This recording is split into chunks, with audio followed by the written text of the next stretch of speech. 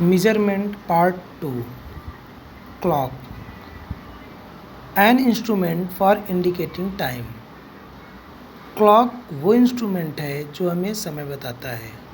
Clock में mainly 3 चीज़ें होती हैं, आवर, मिनट और सेकंड, या यूँ कह सकते हैं कि क्लॉक की 3 यूनिट्स होती हैं, जिनमें सबसे बड़ी यूनिट आवर की है, फिर मिनट और फिर सेकंड। एक आवर में 60 मिनट होते हैं, जबकि एक मिनट में 60 सेकंड्स होते हैं। इस बिहाफ पे हम कह सकते हैं कि एक आवर में यानी एक घंटे में टोटल 3600 सेकंड होते हैं। A clock has 3 hands. जो घड़ी है हमारी, उसमें 3 तरीके की सुइयाँ होती हैं। जो लंबी सुई है वो मिनट के लिए होती है, जो पतली लंबी सुई होती है, जो सबसे लंबी होती है, वो सेकंड के लिए यूज होती है, और जो सबसे छोटी सुई होती है वो हम घंटे के लिए यूज करते हैं।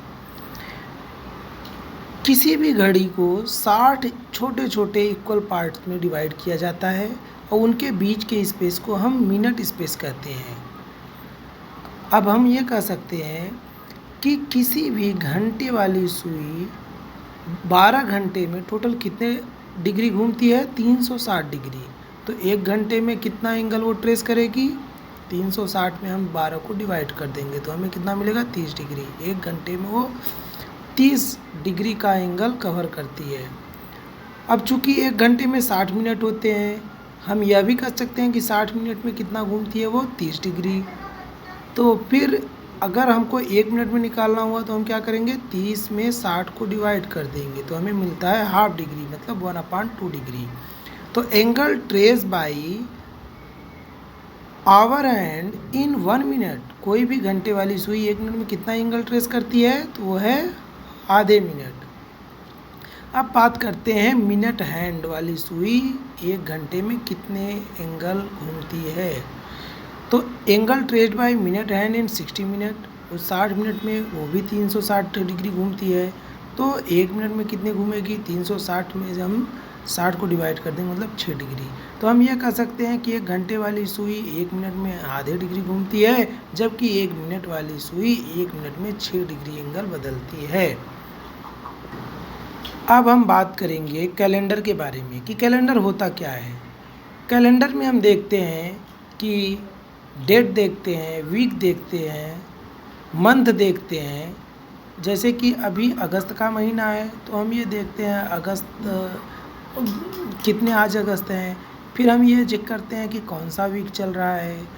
तो हम कह सकते हैं कि systematic arrangement of days, weeks and months is defined by calendar.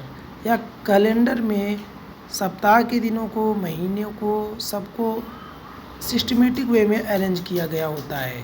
अब हम जानते हैं डे क्या है। तो डे क्या है? किसी भी कैलेंडर की सबसे छोटी यूनिट होती है। और वीक क्या है?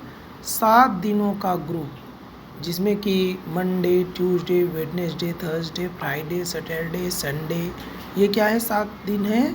कौन से? किसके? किसी भी वीक के। और एक मंथ क्या होता है? एक मंथ क्या होता है? 12th part of a year, यानी किसी भी वर्ष का 12वां हिस्सा एक महीना होता है। लेकिन ज़रूरी नहीं कि सभी महीनों में इक्वल डेज हों। जैसे फरवरी के महीने 28 या फिर 29 दिनों का होता है। 29 दिन का कब होता है? जब लीप ईयर होता है। और कुछ महीने 30 दिनों के होते हैं, कुछ महीने 31 दिनों के। जैसे दिसंबर का महीना 31 दिनों का होता है, वहीं अप्रैल का महीना 30 दिनों का होता है। ठीक है। अब बात करते हैं ईयर की। ईयर हमारे मेनली 2 तरीके के होते हैं, एक ऑर्डिनरी ईयर और दूसरा होता है लीप ईयर। ऑर्डिनरी ईयर में 365 दिन होते हैं, या हम ये कह सकते हैं कि 52 हफ्ते और 1 दिन, जबकि लीप ईयर में 366 दिन होते हैं, यानी 52 हफ्ते और 2 दिन। 1 दिन यहाँ पर एक्स्ट्रा होता है। अब ये एक्स्ट्रा होने का कारण मैंने ऊपर भी बता दिया कि फरवरी का महीना जब 28 के बजाय 29 दिन का हो जाए तो वो लीप ईयर होगा। अब बात आई हम लीप ईयर को पहचानेंगे कैसे। तो लीप ईयर को पहचानने का सबसे अच्छा तरीका है कि हम उस ईयर को 4 से डिवाइड करेंगे। अगर वो ईयर 4 से इक्वली डिवाइड हो जाएगी तो इसका मतलब वो ईयर लीप ईयर है। जैसे कि 2016 लीप ईयर था, क्योंकि अगर हम 4 से डिवाइड करते हैं तो ये इक्वली डिवाइड हो जाएगा। एक होता है century leap year. Century leap year जैसे कि 1600 और 2000, ये हमारे सेंचुरी लीप ईयर्स हैं। तो इसमें क्या होता है कि ये जब कोई भी ईयर 400 से एग्जैक्टली डिवाइड हो जाए तो वो सेंचुरी लीप ईयर होगा। जबकि अगर 400 से इक्वली डिवाइड नहीं होगा तो सेंचुरी लीप ईयर नहीं होगा। जैसे 1700, 1800, 1900, ये सेंचुरी लीप ईयर नहीं है। क्यों नहीं है? क्योंकि ये 400 से डिवाइड नहीं होंगे।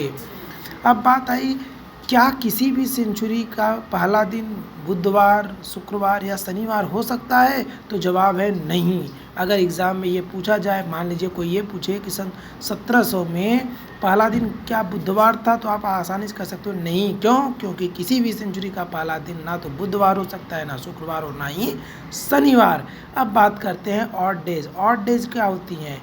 जब किसी भी मंथ में, किसी भी ईयर में हम 7 से डिवाइड करेंगे तो जो एक्स्ट्रा डेज बच जाती हैं किसी भी मंथ में, तो वो हमारी ऑड डेज कहलाती है। जैसे अगर हम मान लेते हैं 30 का महीना है, हम 7 से डिवाइड कर रहे हैं, तो 7 से डिवाइड करने पर 2 दिन एक्स्ट्रा निकल रहे हैं, तो ये 2 दिन हमारे क्या हो गए? ये ऑड डे हो गए। अगर 31 का महीना होता तो फिर क्या होता? तो 3 एक्स्ट्रा डे हो जाते। ठीक है, अब उसके आगे के टॉपिक को हम नेक्स्ट लेक्चर में कवर करेंगे।